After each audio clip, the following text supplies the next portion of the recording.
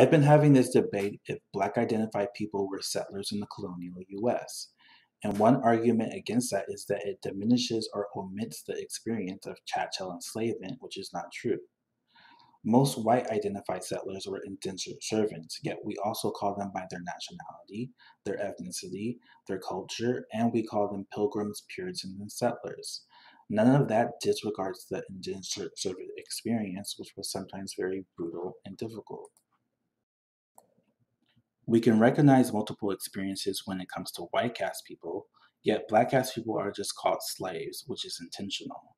If we objectify them, it makes it easier to erase them from history. Some use it as an ego boost. By belittling others, they feel big.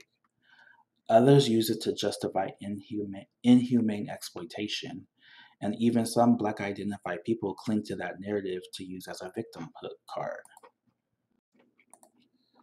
Another argument is that they weren't settlers because they were forced here, which is part of that two dimensional flat slave narrative.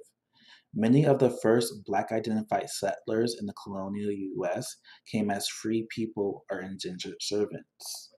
The narrative is that black cast people always started as slaves, when in reality, many were multilingual, multicultural people because of European settlement in Africa.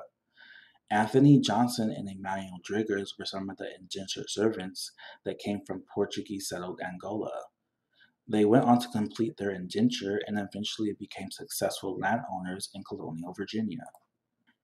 Even when more ships came, they were not slaves but people in bondage, as chattel slavery took time to develop in the colonial US and didn't solidify until 1705.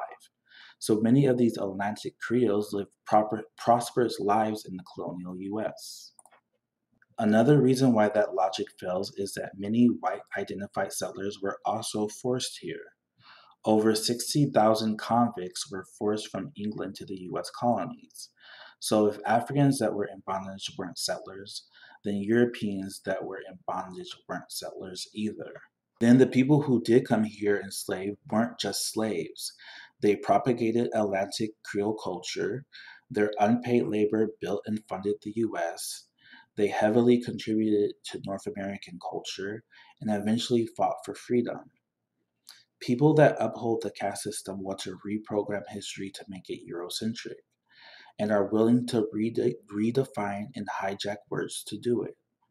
Their identities depend on people being below. Though clarity is important, I don't believe we need to be attached to these words and can use others. Atlantic Creoles, origins, explorers, adventurers, warriors, and North Americans.